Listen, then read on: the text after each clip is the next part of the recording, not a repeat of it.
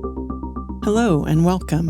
This is the Zen community of Oregon, making the teachings of the Buddha Dharma accessible to support your practice. New episodes air every week.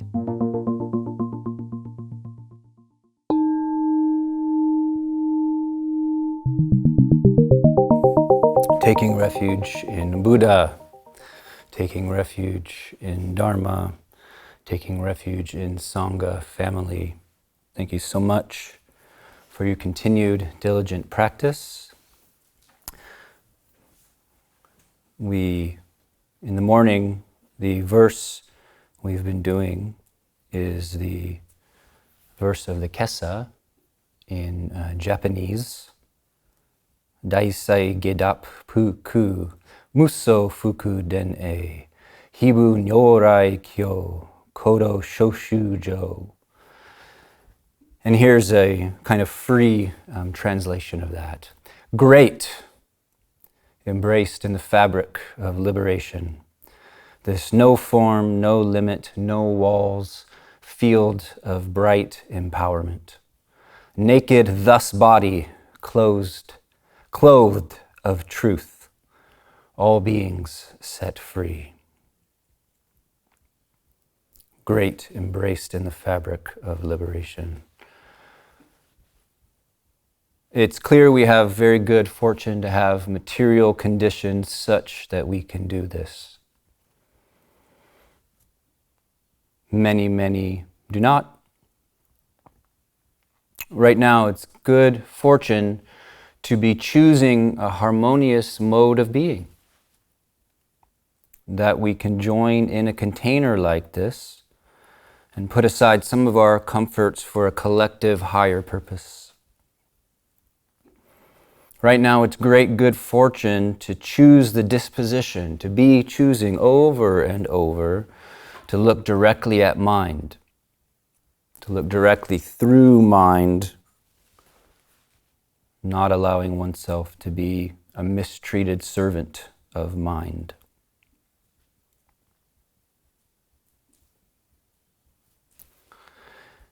And some of you have reported seeing that thinking mind poses as a solver of problems. It pretends to be a solver of problems, diligently working away. But that when you unmask it with direct seeing, you see that thinking mind is mostly a weaver of problems. It pretends to solve them, actually it's mostly making them. And in your quiet mind, you're seeing that a great majority of them, if only for a moment when it simply ceased to exist. So in right relationship to discriminating mind, we can walk freely, we can sit freely, we can eat freely, we can sleep freely. And I feel compassion when I think of how many people, because the anxious mind is invested with so much authority, they cannot so much as eat or sleep peacefully.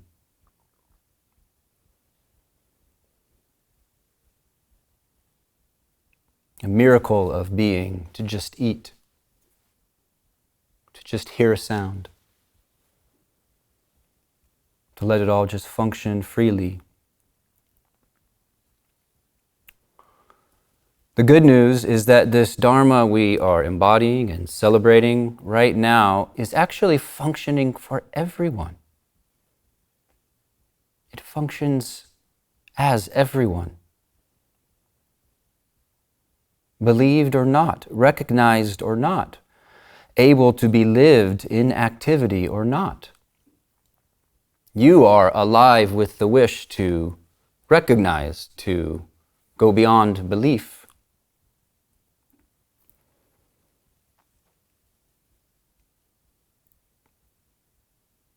But even so, it is so. This breath is this breath, not pinned down by ideas about this breath. You can't catch it. You can't box it up. This moment, gone as you name it, and fresh as ever. and we can't mess that up.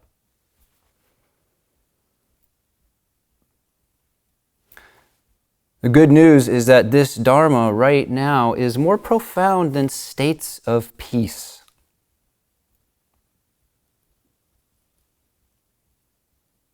States of peace, which many of you have verified that if you try to grasp after something you tasted before, even a moment before, that grasping is a wall that confines you.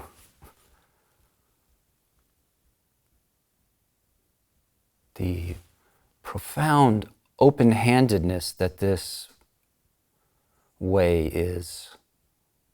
Profound open-handedness.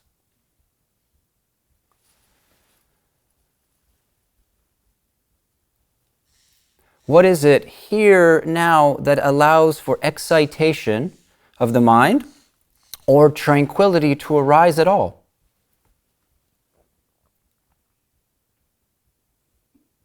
Whatever this state of being is for you, what is it that allows that to happen at all here and now?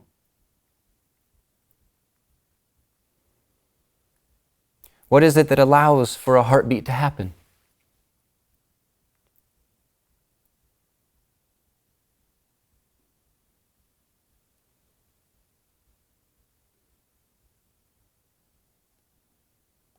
Right now, hold your ground as the unmoving one that contains all moving.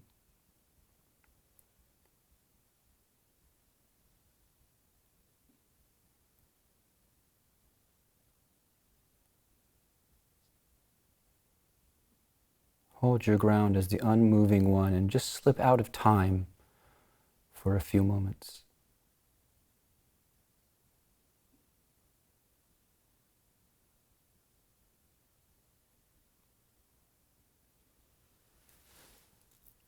A poem by Edith Södergran.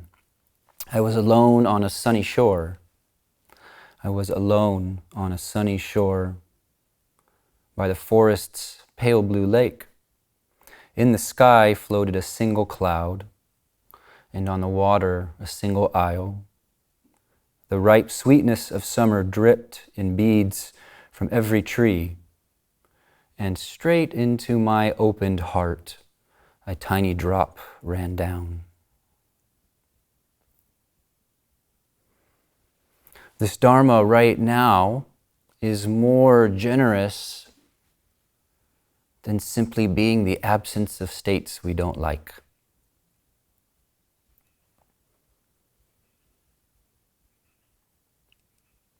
We confine this.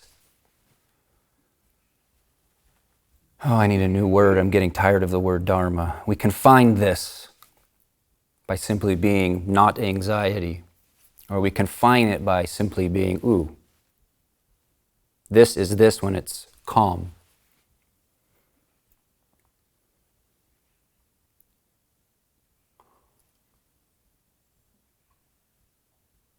There are some people who unwind so fully in quiet mind, so patiently they release agenda, that insights just come in their own time in an organic way. And there are some people who can bring forward their curiosity, or there is a person in us who can bring forward their curiosity and give life, give vividness to this life that is already unfolding in this free way. What is this moment made of? Ask yourself that in all innocence. Look now at a sight, hear a sound, feel a sensation, or take it in all at once. What is this made of?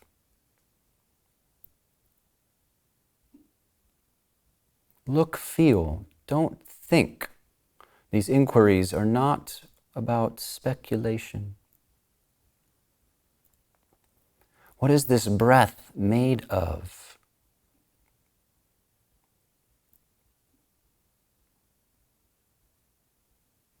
Oxygen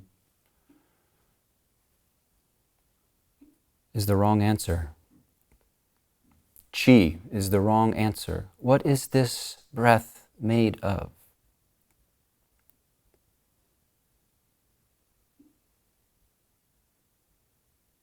Experience what this moment is made of. Atoms and quarks and minerals are not direct experiences.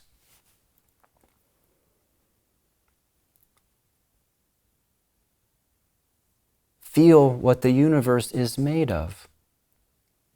It's not one moment behind you and one moment ahead.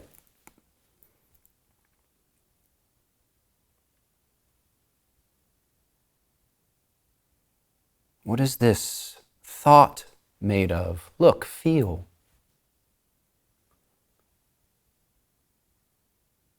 Allowing thought to arise. What is it made of?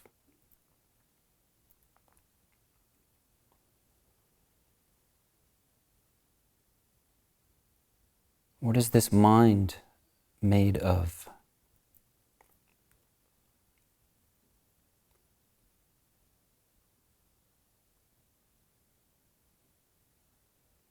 We're really activating our faculty of wonder, and when we do, an answer is not the point.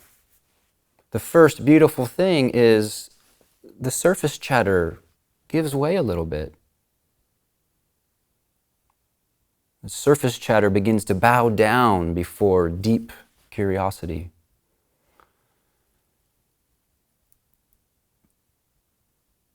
What is this moment made of? It has been said that Buddha nature is impermanence. But what is impermanence made of?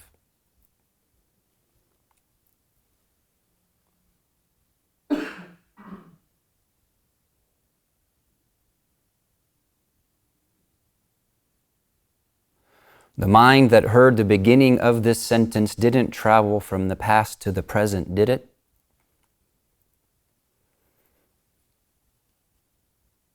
Where is the knower that heard the first sentence, first word of this sentence?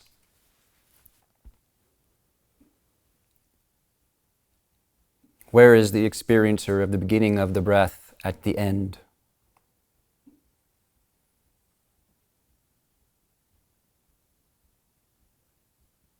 Don't give up at the first huh. Huh is just the doorknob. Persist in activating wonder.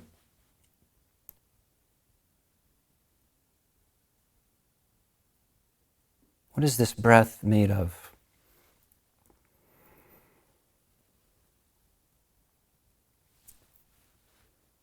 It has been said that anything that depends on you thinking about it doesn't truly exist.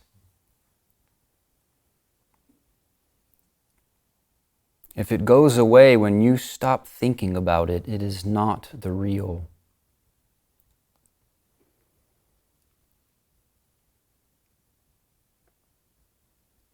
So the third ancestor in inscribing trust in the heart says, when all thought objects disappear, the thinking subject, which doesn't mean, oh, I stop thinking about Swiss cheese and therefore Swiss cheese stops. The thinking subject is the sense of I.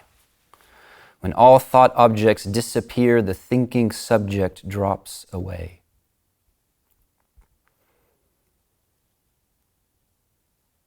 Through relaxation and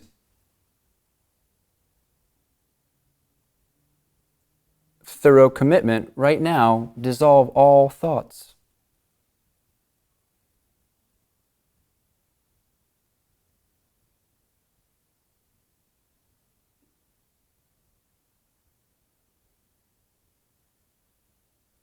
You can even dissolve the thought, hey, there's no thought.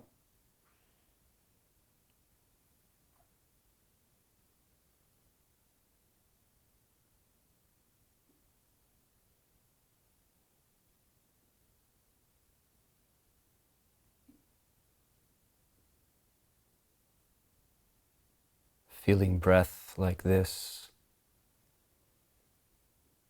feeling sound like this. Reality is without echoes.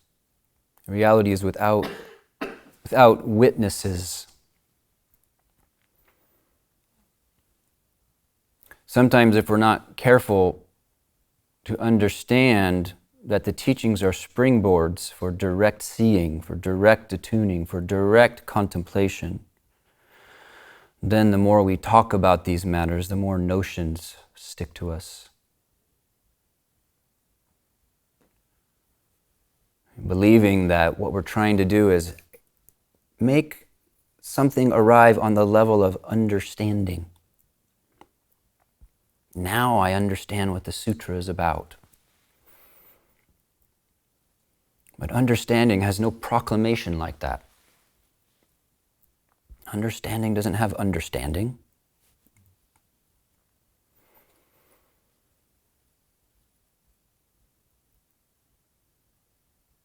Actually, right now, the unmoving one in you, for that one, the Dharma is kind of redundant. It's very clear.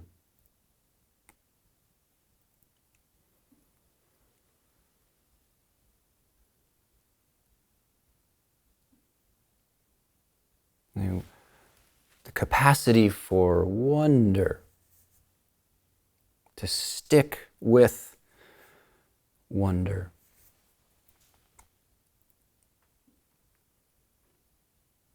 I was very struck when I was beginning practice as a teenager. Dogen Zenji said, if you pursued your spiritual questions with the same zest that you pursue getting someone into bed, awakening will be yours. Bet on it. That's my paraphrase of Dogen Zenji.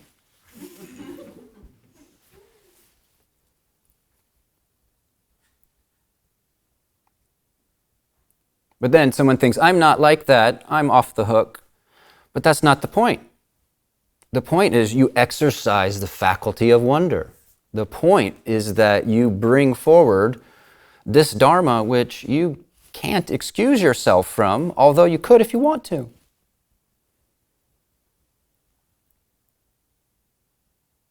Of course, you are you. You don't have someone else's karmic configuration. Your practice isn't supposed to look like Jogen's practice or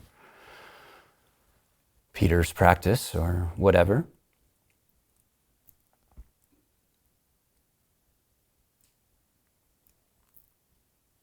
This Dharma is a primordial generosity. But it's a little bit different if we verify it. And it's very different if we have a hunger to verify it. Then we need to verify it. Emily Dickinson said, the infinite, a sudden guest. The infinite, a sudden guest, has been assumed to be. But how can that stupendous come which never departed thee?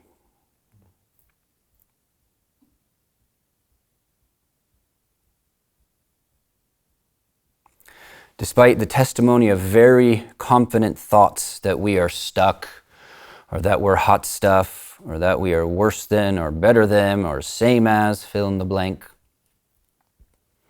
it is officially declared that such very confident thoughts are fake news, generated by artificial intelligence with a poorly programmed algorithm.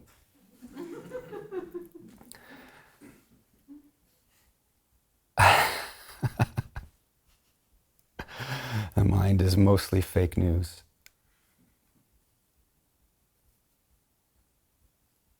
The chatter mind, at least. Right now, you don't have a separate self. In the past, you didn't have a separate self. And in the future, you won't have a separate self. You hear the teaching in the evening, and it says, no self, no fear. And we think, that's going to be nice someday when I get rid of this thing. No. Right now, you don't have a separate self. In the past, you don't have a separate self.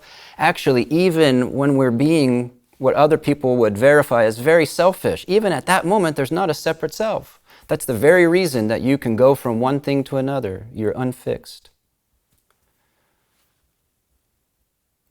In the future, you can't have a separate self. Dogen Zenji said to study the awakened way is to study the self, saying to study separation. Where is this thing called mind that looks at body? Where is it? Why do we believe in it?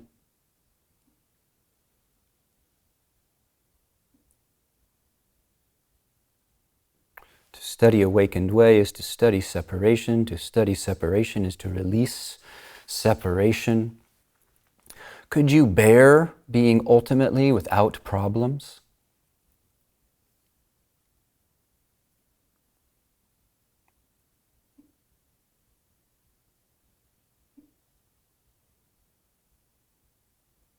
Could you bear being ultimately, basically free? Things will be responded to. Causes will have their results. Can you accept that right now this is whole, complete, not broken?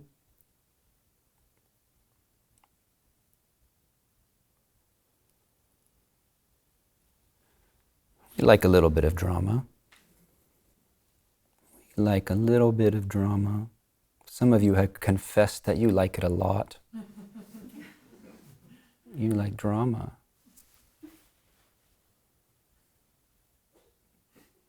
Not ready to stop having drama.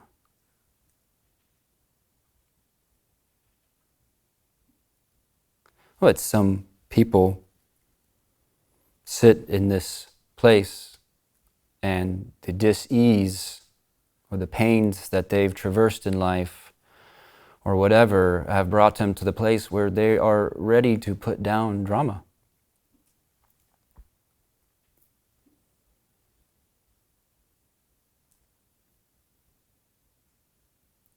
If you have a emotional or physical, a concept that you have an emotional or physical problem right now, look right at it, zero in on it. That which exists has a location. Where is this affliction or problem? Now, if it's a pain, it's not so hard to find it.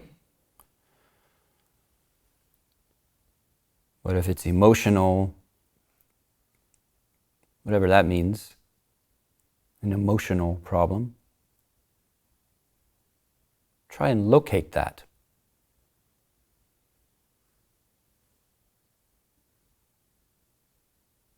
There's some styles of mind that can't locate an emotional problem and then go looking for one.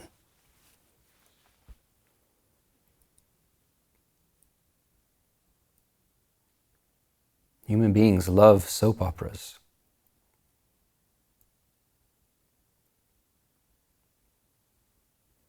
But even just work with a physical unpleasantry, which you probably have one of those.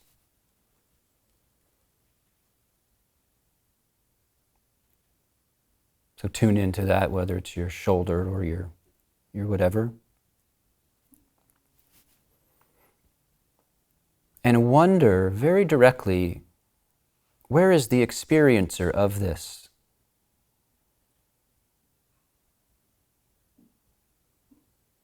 Where is the one afflicted by this sensation?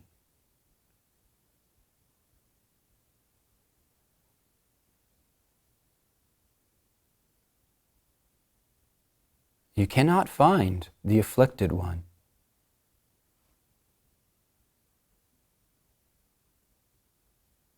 You have to keep on over and over not finding the afflicted one.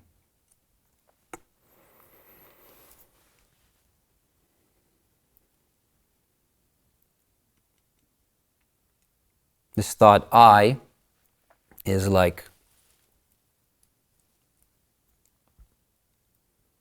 this feeling, thought symbol that so much turmoil swirls around.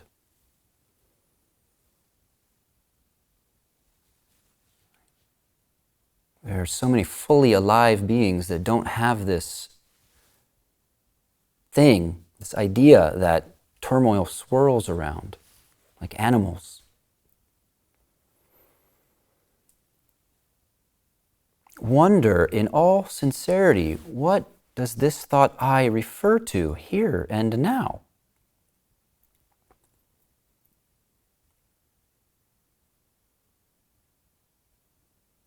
You could just think one of your usual I thoughts. I'm just not that kind of person. What is the I of that thought referring to here and now?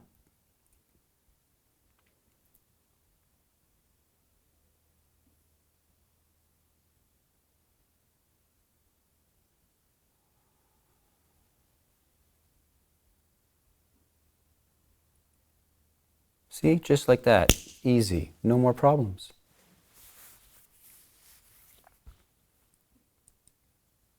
Experience appears.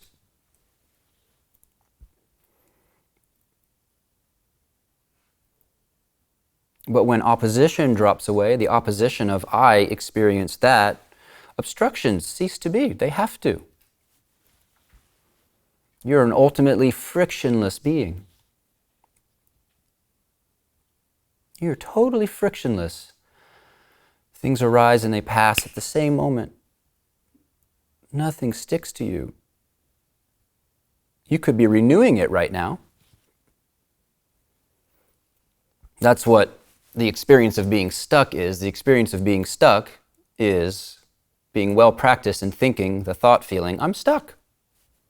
Or in thinking that thought in response to a particular repeating sensation. It arises again and again, and I make a thought, oh.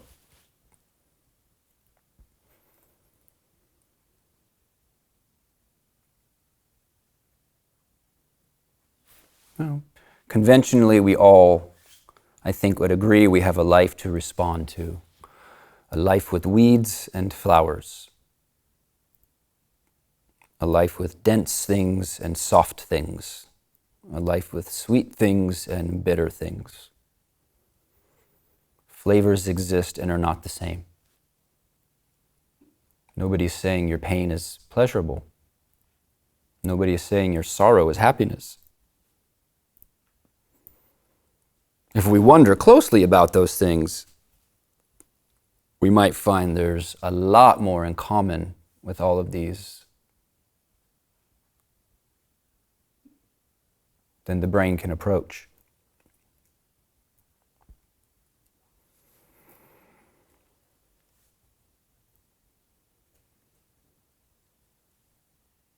Response happens. Flow doesn't stop. It's like we're always floating. Right now, you are floating in space.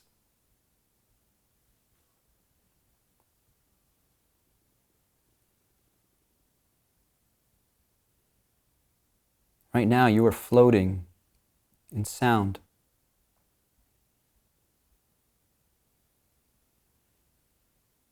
Right now, you're being carried in rivers of tingle and pressure, heat, pulsation. Right now, you're being breathed.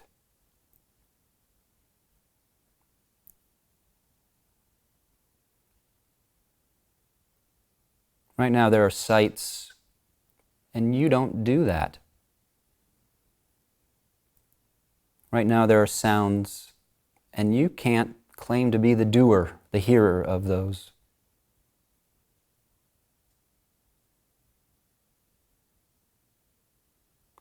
We're carried along in a river of being. We're held. We are suffused in the heart of life.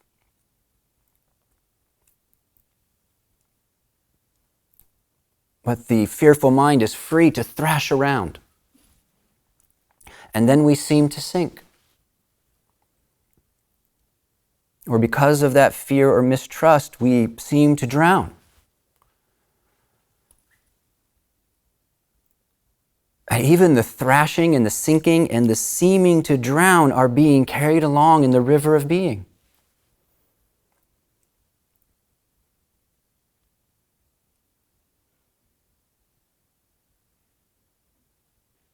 Held and suffused in the source of life.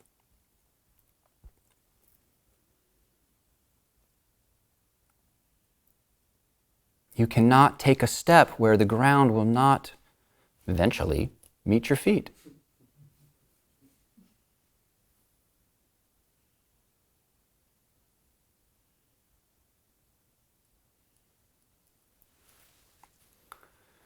And maybe we have mostly only known people to thrash about or to mistrust the river. It's kind of what mostly human culture is people thrashing about and mistrusting the river, trying to build castles.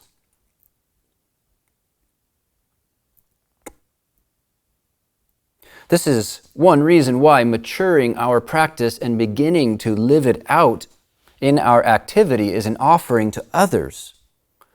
In a world of thrashing people, people who float a bit, you embodying the trust of this moment, you are suffused by the source of life. You are animated. I don't have any idea what the next word is coming out of my mouth, and neither would you.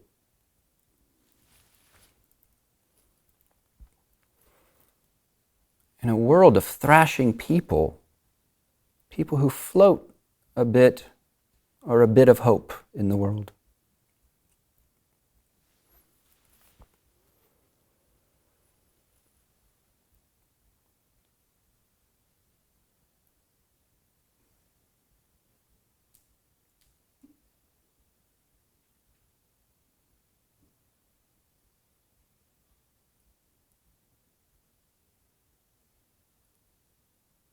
The way is perfect, like vast space, where there's no lack and no excess.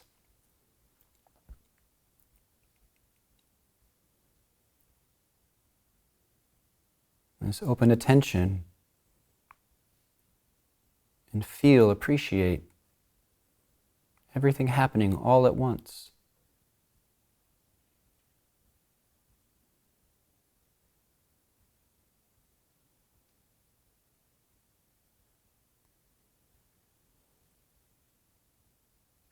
Body pulsing, sounds vibrating, space and light.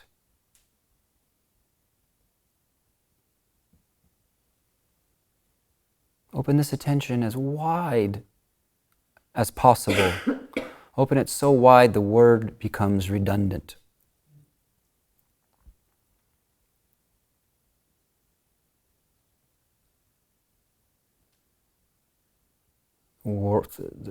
The world is puny.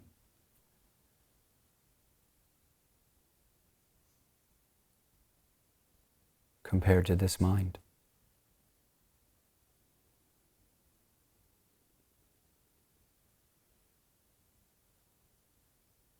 Feel it beyond the edges of the room.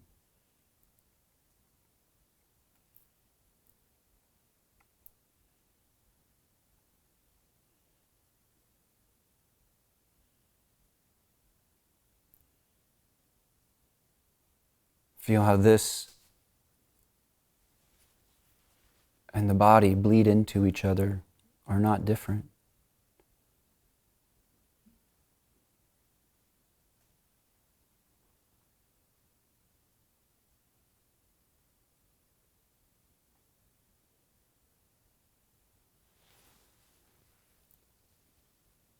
Close with a poem.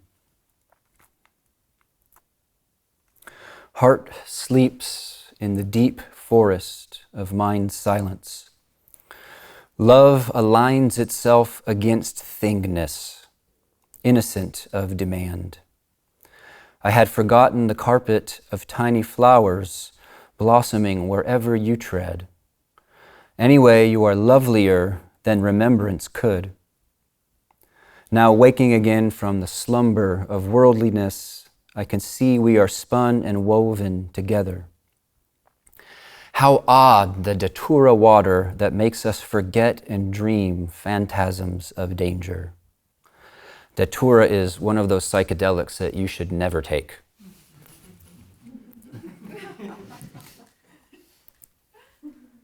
How odd the datura water that makes us forget and dream phantasms of danger.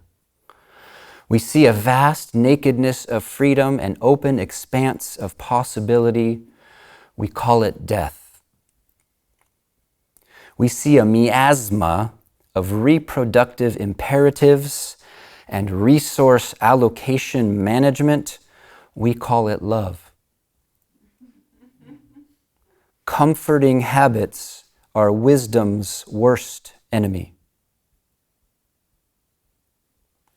Whatever protects you from emptiness seems a friend. It is not. Existentialists turn the words emptiness, nothingness into dread, a backward philosophy protecting the chattering mind. When you go from bright daylight into a dark room, you can't see anything. But the eyes adjust, and soon enough you can see your home with its tables, chairs, sofa, and bed. The story is old as Plato. The path is a time passing wherein your eyes adjust. Meditation, contemplation, devotion are words describing the heart's eyes adjusting. And then they see and you remember. You remember this vastness so alive that even the word life stands next to it, pale and embarrassed. You fell asleep and dreamed a place of only births and deaths, toil and loss. Seeing now things as they are, first you will sob with sorrow for having taken a dungeon for a home. Seeing now things as they are, first you will sob with sorrow for having taken a dungeon for a home. Then you will sob for joy. Heart sleeps in the deep forest of mind silence.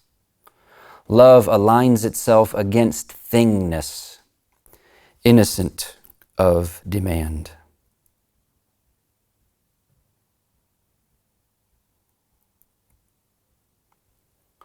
You are engaged, we are engaged together in the most profound, the most precious.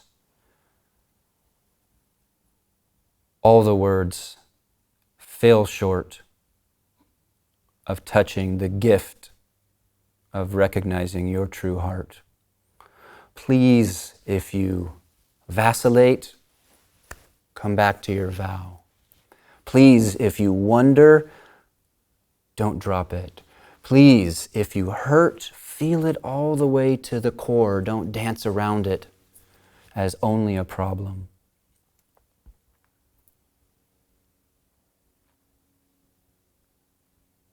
Please continue for the benefit of all beings. Thank you.